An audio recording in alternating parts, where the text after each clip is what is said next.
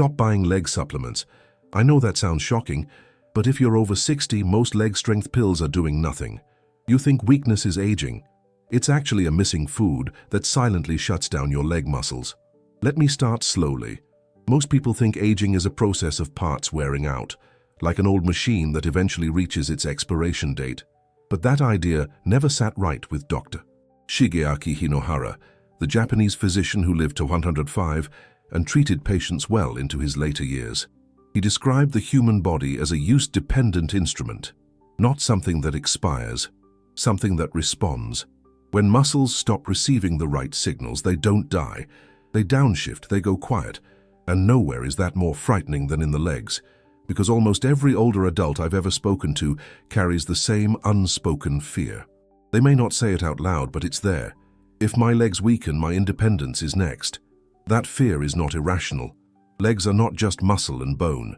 They are how you get to the bathroom safely at night, how you step off a curb without thinking, how you stand long enough to cook, to shower, to greet someone at the door.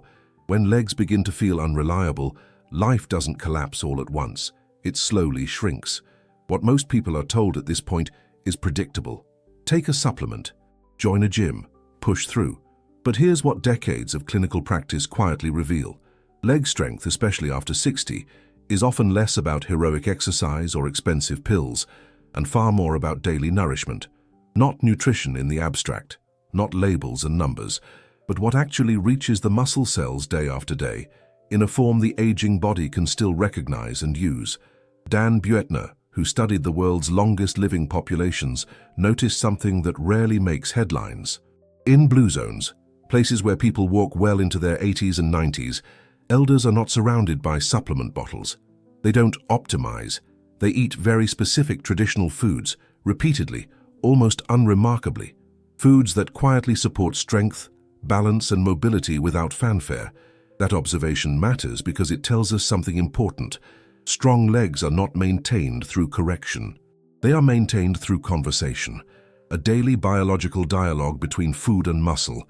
In a moment, I'm going to walk you through one such food. It's accessible, it's old, and it's often overlooked because it doesn't look impressive in capsule form. But when eaten consistently, it sends a message your legs still understand, a message that supports balance, confidence, and walking ability far more effectively than most supplements ever will. Take a breath. If you're watching this, you're not broken, and your legs are not finished.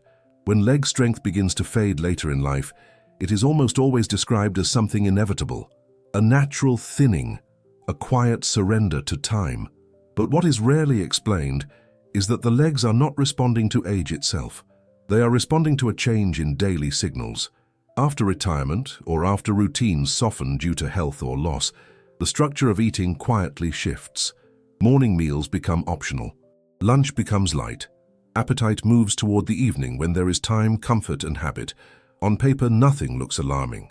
Calories may still be adequate, protein may still be present, but the legs experience long stretches of nutritional silence. Muscle tissue after 60 no longer behaves like younger muscle.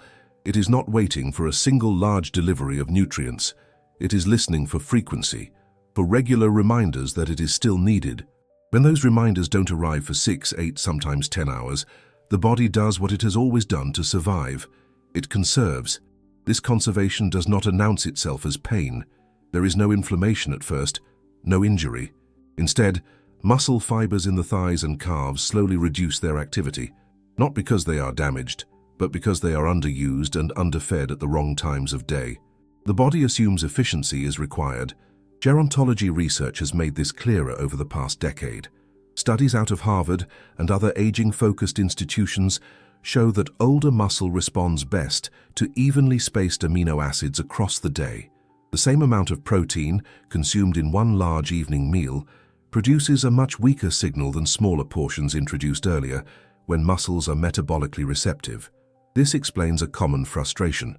Someone may eat what appears to be a solid dinner with meat or fish. They may even add a protein supplement at night, yet standing from a chair requires more effort than it once did. Stairs feel less forgiving. Balance demands attention rather than instinct. The issue is not effort or discipline, it is timing. Supplements often fail here because they are treated as corrections rather than signals. They arrive without the natural cofactors found in food, and often at a moment when digestion is slower and muscle tissue is already winding down. The body acknowledges them, but it does not prioritize them. Earlier nourishment changes the conversation. When amino acids arrive in the morning or early afternoon, muscles interpret it as a maintenance message, not a call to build, not a demand to perform, simply a reminder to stay available, to keep the fibers engaged that stabilize the knee, support the hip, and prevent the subtle wobble that leads to hesitation. This is why leg weakness can progress even when someone believes they are eating well. The total intake may be sufficient, but the distribution leaves long gaps, and the legs respond to gaps more than totals. A useful way to think about this is financial. Muscles operate less like a savings account and more like a checking account. Small regular deposits maintain stability. Waiting until the end of the day to make one large contribution creates imbalance, even if the numbers technically add up. None of this suggests drastic change or rigid schedules. It suggests respect for how the aging body listens. The legs do not need force, they need timing. And when that timing improves, strength often follows quietly, without strain or spectacle. There is a quiet pattern that appears again and again with age. As legs begin to feel less dependable, attention shifts toward pills, calcium tablets, protein powders, vitamin D drops, each one promising to replace something the body is thought to be losing. The shelf fills up, but the legs rarely feel stronger in proportion. What often goes unnoticed is that the aging body does not struggle as much with lack of nutrients as it does with recognition. After 60, digestion changes, stomach acid declines, enzyme output softens. The gut becomes selective, not out of failure, but out of adaptation. Isolated nutrients stripped from their natural context arrive without guidance. Many pass through half-used.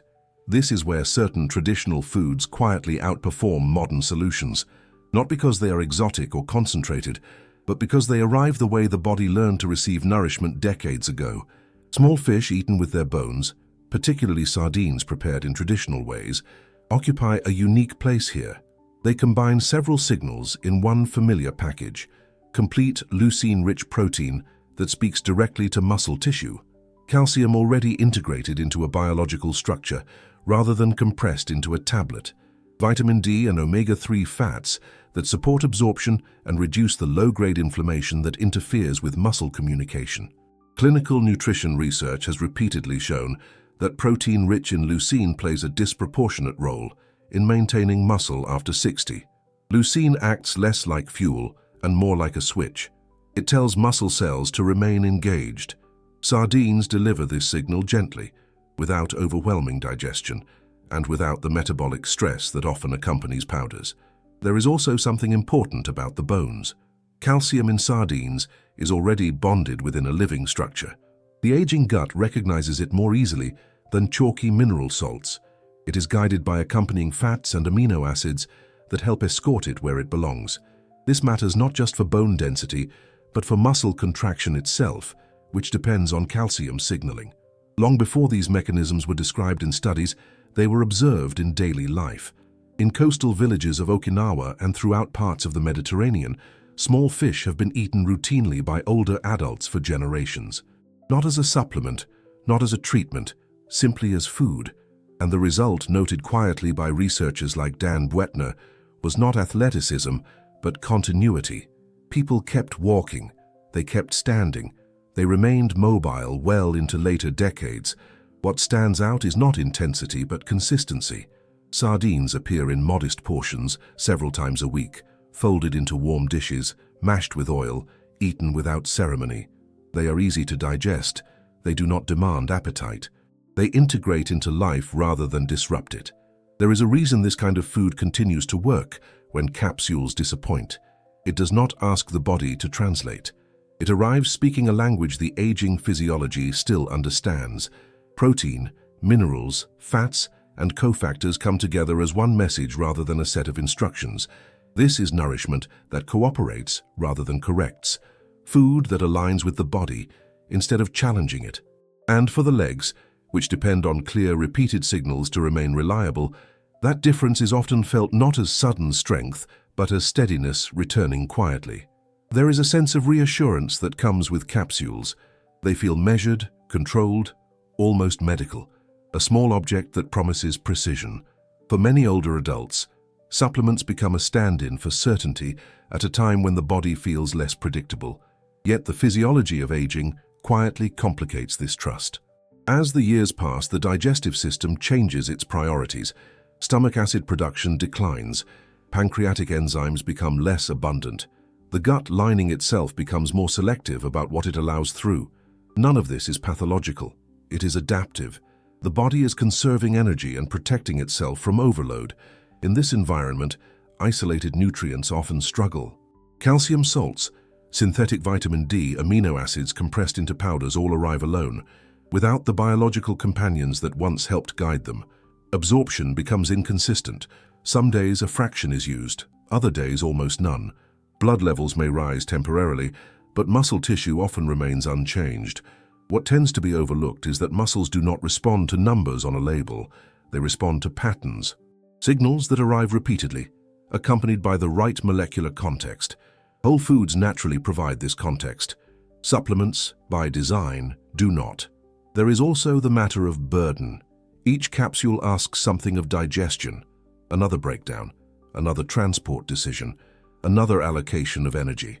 Over time, this accumulation can create subtle fatigue, not the kind that demands rest, but the kind that reduces enthusiasm for movement.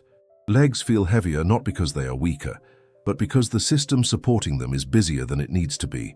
Muscle tissue is especially sensitive to this imbalance. After 65, it requires clarity rather than intensity, strong signals rather than loud ones. Whole foods arrive as coordinated messages. Protein comes with fats that slow absorption just enough. Minerals arrive bound to organic structures. Vitamins appear alongside compounds that direct them toward use rather than storage. This coordination cannot be replicated by dosage alone. There is a quiet irony here. Many people increase supplements in response to weakness, believing they are being proactive. Yet the body may interpret this influx as noise rather than instruction. The result is not failure but inefficiency. When a whole food replaces even one isolated nutrient, something shifts. Digestion often feels lighter. Tolerance improves. Consistency becomes easier. The body recognizes the pattern and responds with steadier uptake. Over time, muscles receive clearer maintenance signals, not because the nutrient quantity is higher, but because the message is coherent. This is why strength is rarely restored by swallowing alone.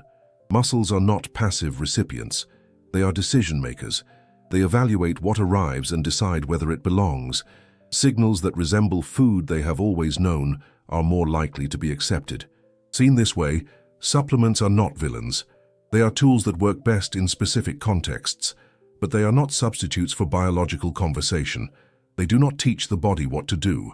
They attempt to instruct it. Leg strength, particularly later in life, is built from recognition, from nourishment that arrives in forms the body trusts. When that trust is restored, improvements tend to appear not as dramatic change, but as quiet reliability. Standing feels steadier. Movement feels less negotiated, not because something new was added, but because something familiar was finally heard. When leg strength fades, the loss is rarely announced in dramatic ways. It does not arrive as an event. It arrives as adjustment. A chair chosen because it is closer.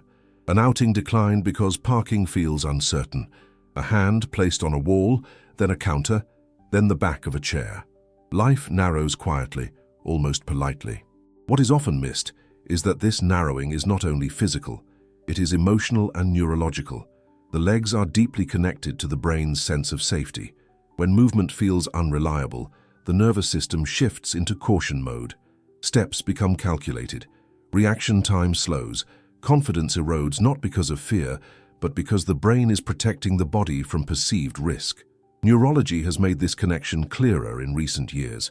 Walking is not just a mechanical act. It is a continuous feedback loop between muscles, joints, and the brain. Each confident step reinforces spatial awareness, balance, and timing. Each hesitant step teaches the brain to expect instability. Over time, this expectation becomes habit. As leg strength improves, even modestly, something subtle begins to change. The brain receives different information. Pressure through the feet feels more even. The muscles around the hips and knees respond more predictably. The nervous system relaxes its grip. Movements that once required attention begin to happen automatically again. This has consequences far beyond mobility. People often describe a return of ease before they describe strength. Reaching for an object without planning where to lean, turning in a hallway without pausing, standing in conversation without searching for support. These moments restore something that speed and endurance never could. Dignity. Social life responds quickly to this shift. When legs feel dependable, invitations feel less taxing. Time outside the home feels less risky. The world becomes accessible again, not because it changed, but because the body feels capable of meeting it. There is also a psychological reinforcement at play. Confident movement feeds motivation. The brain rewards reliability with curiosity. The more secure the legs feel, the more willing the mind becomes to engage. This loop works in both directions, which is why early improvements often lead to broader changes in daily life. What supports this process is rarely dramatic. Strength does not return through force. It returns through cooperation. Nourishment that supports muscle communication, paired naturally with everyday movement, creates continuity. Standing at the counter, walking down a familiar hallway, shifting weight while preparing a meal. These are not exercises, they are expressions of function. As muscles receive clearer nutritional signals, they respond during these ordinary moments. Stability improves where it matters most, not on a chart, but in the spaces where life happens. Over time, reliance on external support often diminishes. Hands stay free. Posture changes subtly. The body no longer braces in anticipation of loss. This restoration is quiet, but deeply felt. When legs feel reliable again, the effect is not just physical strength. It is the return of trust. Trust in the body's ability to carry out intention. Trust in movement as something that belongs rather than something that must be managed. And when that trust returns, the world does not feel larger all at once. It simply opens back up, one ordinary step at a time. Dr. Shigeaki Hinohara viewed aging as participation, not repair. Leg weakness often reflects a mismatch between modern habits and older physiology, not failure. Dan Buettner's research shows mobility preserved through simple, repeated food traditions. Strength returns quietly when nourishment speaks a language the body still recognizes. Subscribe here to keep your legs strong, steady, and supported with practical aging science you can trust.